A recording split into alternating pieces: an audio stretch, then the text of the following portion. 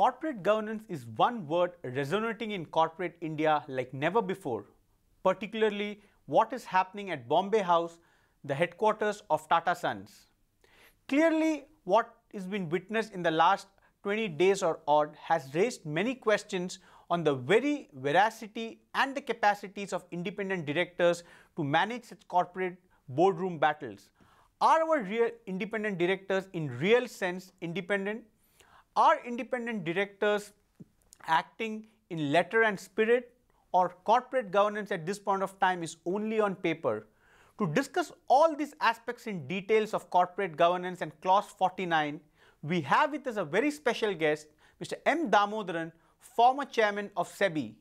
Mr. Damodaran, firstly, thanks for sparing this time and speaking to ET Now. Thank you, Vijay, for having me here. It is you who championed this whole clause 49, corporate governance, role of independent directors during your tenure.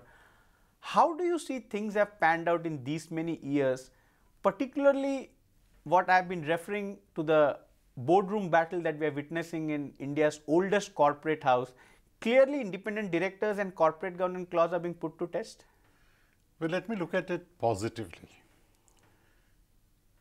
A lot of things are being said about how corporate governance is either dying or dead. I would like to quote Mark Twain and to say that the stories of my death are hugely exaggerated. So corporate governance is alive. Is it alive and well? I won't travel that far. But I think you need to don't look at clause 49, that's an instrumentality. The content is governance. Don't look at the SEBI LODR regulations, that's an instrumentality. We're looking at governance. Don't even look at what the Companies Act says. Statutes are putting in place the prescriptive arrangements, but it is our conduct and the content of our conduct that informs genuine corporate governance.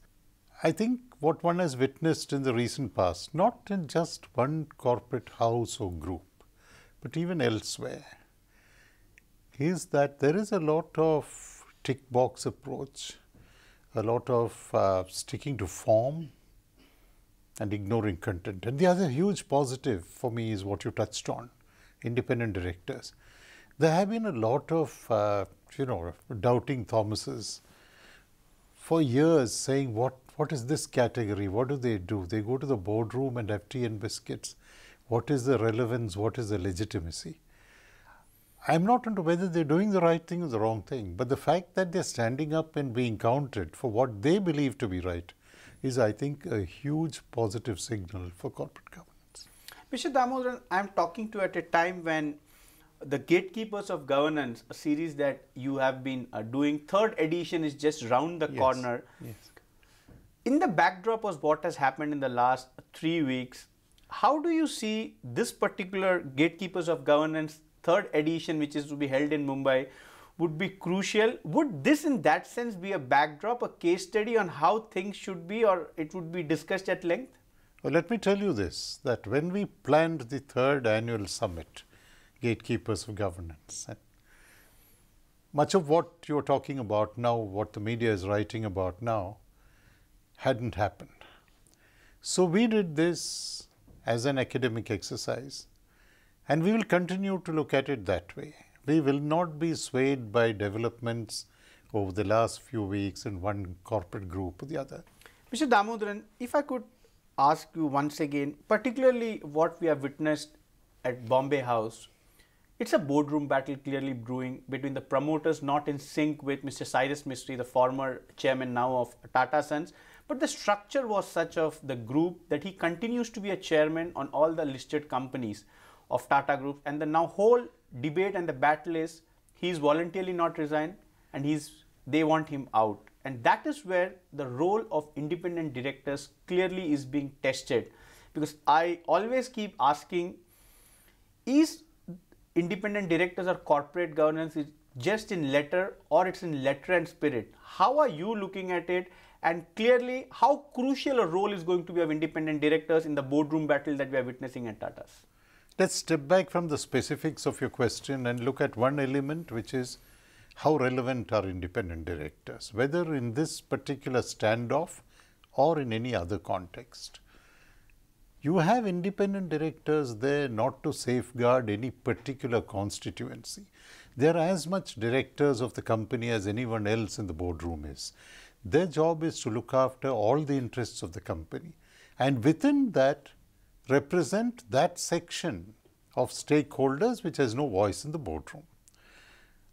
I believe their relevance will get established when you see standoffs like this. I think it's important that they are articulating their views.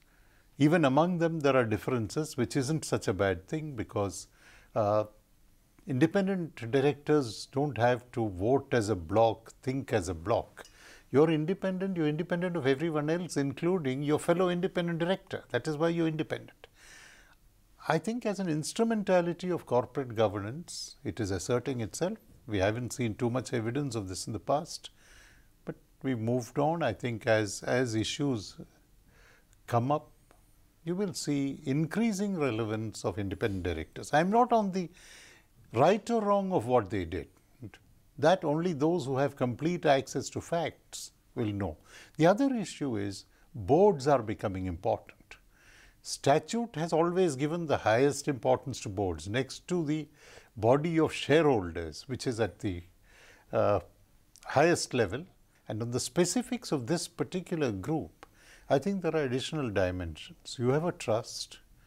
So you have the relationship between the trust and the holding company, which is a non-operative holding company. It discharges an ownership function. The trust itself, in a sense, discharges an ownership function. Then you have the group companies, which are different businesses, but with their own boards. So it's not a relationship between two people that needs to be ironed out structurally. You need to put in place a structure that addresses the trust, the non-operating holding company, as well as each of the individual companies. Not the easiest of tasks, but it will need to get addressed. But as you rightly, I was going to touch upon that point, is this particularly after what we are witnessing, the group clearly will have to relook the way the structures have been for maybe perhaps so many decades, where you have one chairman at the Tata Trust or Tata Sons level, and perhaps he is not the same who also sits on the listed companies. So clearly the time has come to redo or rethink. If you are going to be asked, or you are going to be asked for a suggestion from say in such a huge conglomerate, what would be that you would want to tell them? I think any structure must be based on one presumption, which is, and it might not be correct forever and a day, that presumption is that the trusts and the holding company will have different chairpersons. I don't think you're going to see a situation where you will get the same chairperson heading both, as had happened for the last several years, for whatever reason, and I don't want to get into the reasons, I don't know them.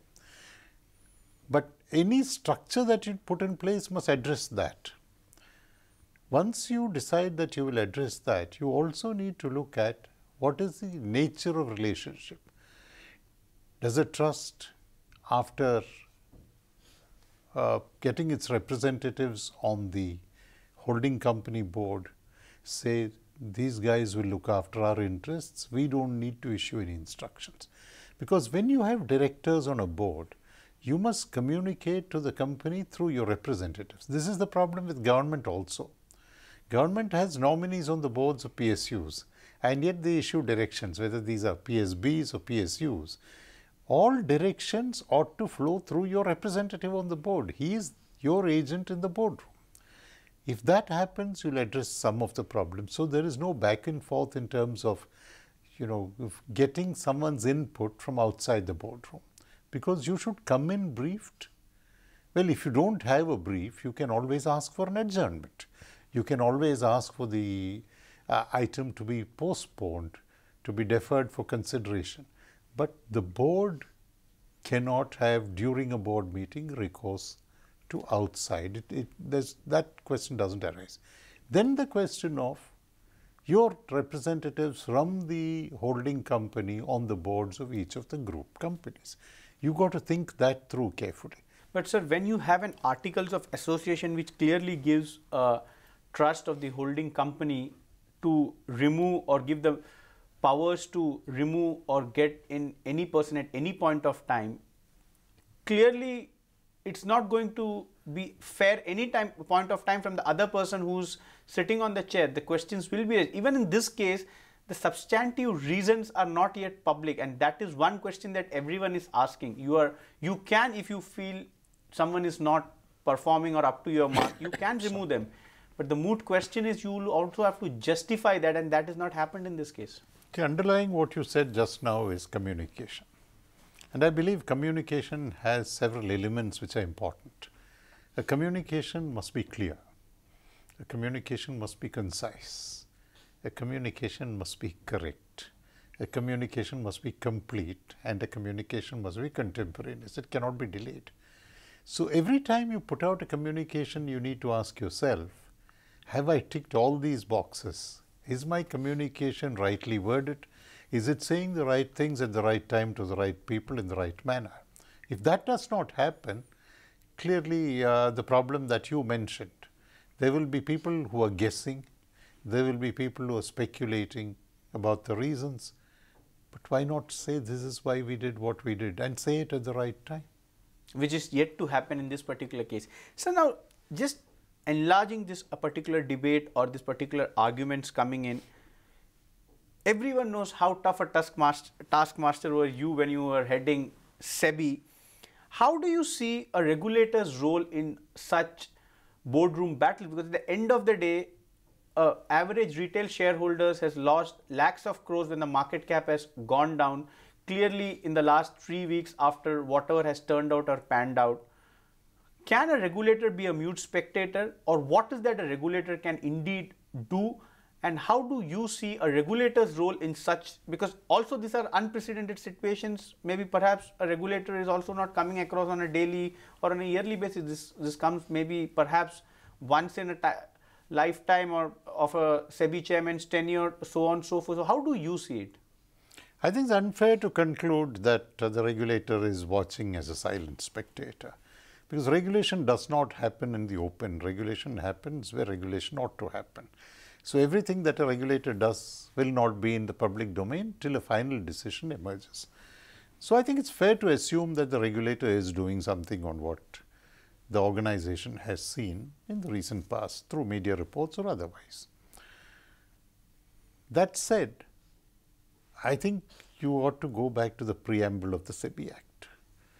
It talks in terms of development of the market, regulation of the market, and protection of the interests of investors.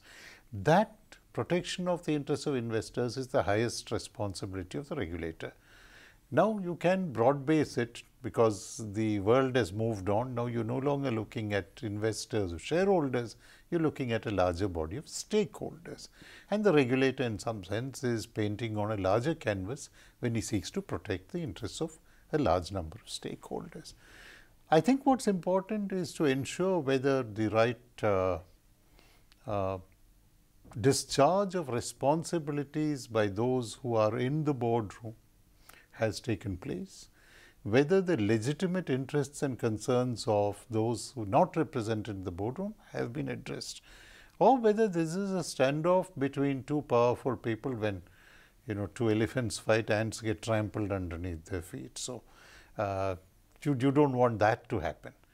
So these are the the perspectives which the regulator will bring to bear on this, not in terms of who did what. I think the regulator would be more concerned about the issues in the company rather than the individuals. But say in the kind of structures that we have seen now, questions are being raised on the whole aspects of insider trading norms.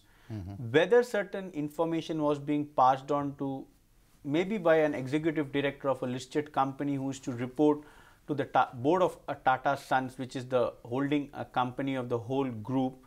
How are you looking at, because that is one aspect which everyone is clearly keeping a close watch on, and perhaps that is one aspect which maybe Cyrus Mistry also has to answer, because putting out certain things, raising allegations is one. He at the end of the day is also still chairman of all these listed companies of Tata Group.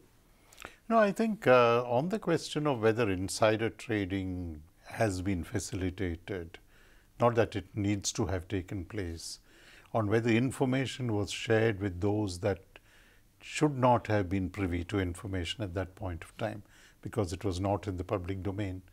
On those questions, I am sure the regulator will look at it if there have been any allegations of that nature, if there have been any specific cases brought to his or her notice, if there have been, let us say, any evidence produced in regard to any such matters. I am sure the regulator will look at it, but I think in the absence of information regarding that, I would be the last person to get in and express a view on these matters.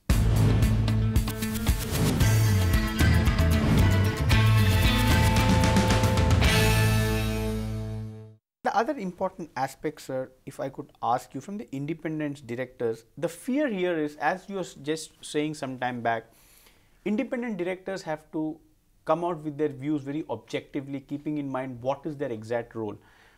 But the fear here is, if as and when you put it out in public domain, perhaps it would be looked at depending on what you put out. Maybe you are favoring one particular camp or you are favoring the other camp. How a tight rope walk is going to be for the independent directors in this particular case, because on a daily basis, an independent director being sitting in a board for decades, you know whom I am referring to in this particular case, now is all of a sudden in the middle of a storm where he was to be removed, calling for a special EGM, Nasli Wadia. In such situations, how can an independent director perhaps handle this particular situations, but he has to be right on one side, at the same time there is a perception battle? Let's look at the theoretical framework. You have Schedule 4 of the Companies Act, which is a long laundry list of what independent directors ought to do or not to do. So, every action of an independent director going forward will be tested under that. And that is the framework within which you got to see whether the work has been done or not.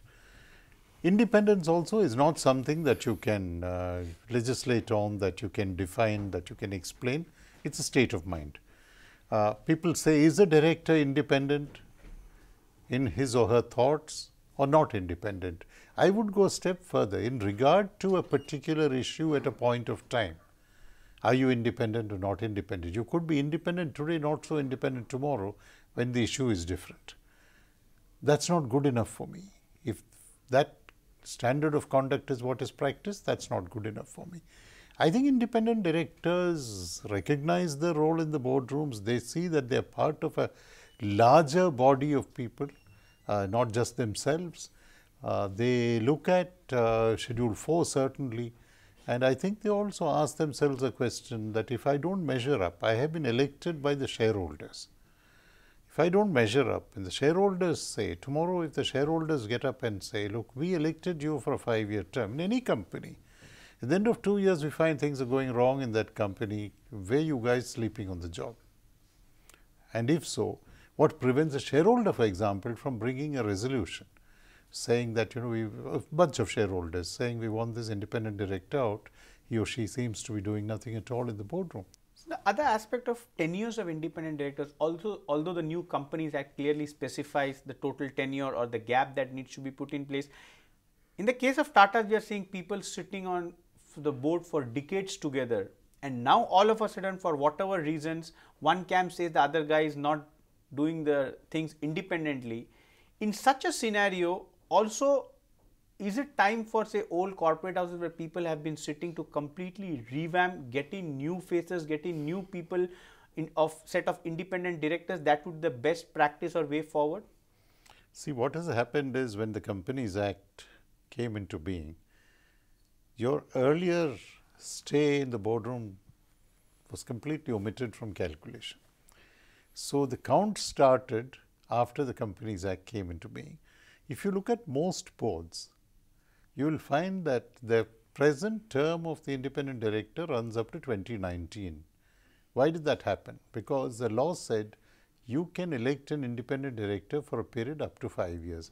Ultimately, no matter who says what in the boardroom, ultimately it is the board that takes the decision. If you are not associated with the decision, you want to stay away from it, your dissent will be recorded and life will go on. But if, and dissent is very rare in the boardroom, so if you find that if there is a board decision, how can you say X is responsible, Y is not, the chairman is responsible, this lead independent director is responsible, somebody else is responsible. It's the board that took the decision. It's a very interesting aspect, as you meant. The decisions of board are collective at the end of the day, and individually you can't help people. So one more, you also wear a hat wherein the non-executive directors in a conversation trust come and discuss things or the responsibilities, say, of a Companies Act, so on and so forth. Are we seeing a situation where some of the non-executive or independent directors have already come to you and sought in this particular situation how things can be going forward, or what is that they need to do differently? You asked me a question which I was hoping you would ask. This is a relatively new organization. As you know, it's a not-for-profit, it's a trust, it's a membership organization of non-executive directors, both independent and non-independent, but non-executive, that's the key word.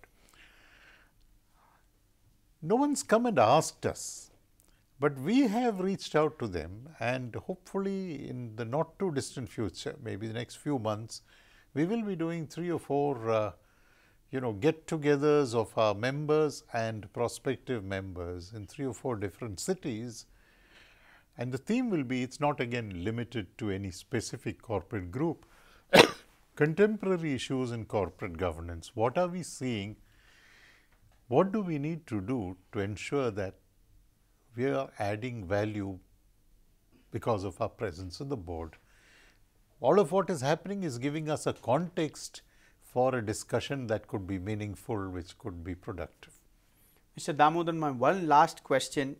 We all know how important your views still hold when it comes to boardrooms or when it comes to markets at large. How do you see things panning out from here on? India's oldest corporate house, the Tatas, do you see things getting much more uglier on one hand? And secondly, a Cyrus Mistry or a Ratan Tata calls up Mr. M Damodaran and asks what should be the ideal way out? 3 things that you would want them to do at this point of time, keeping in mind the interest of all shareholders. I think this is exactly what we will discuss at the Corporate Governance Summit on 17th and 18th of the Gatekeepers Governance, not with reference, as I mentioned more than once, to any particular group. What should be uppermost in the minds of boards? And I go back to Gandhiji on this, not Adrian Cadbury, not any of the committees. What did Gandhiji say? Businessmen are trustees. The ends do not justify the means. Do the right thing in the right manner for the people that have entrusted their savings with you.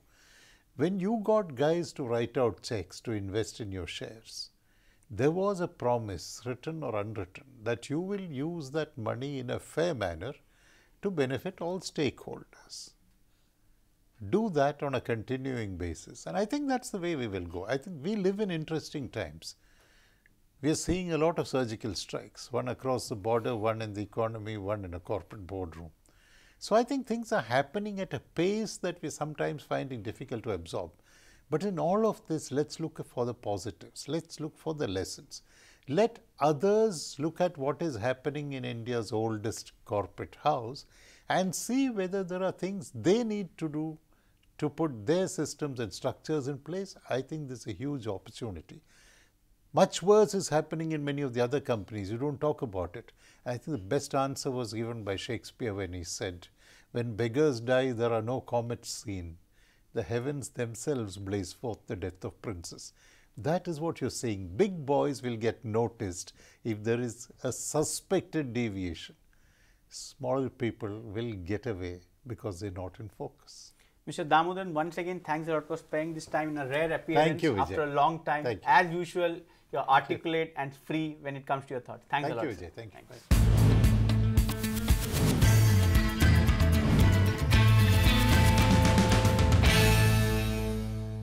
Find us on Facebook at facebook.com/etnow and don't forget to click the like button. You can also follow us on Twitter at etnowlive. To stay updated with all our programming, hit the subscribe button on our YouTube channel by logging on to youtube.com/user/etnow.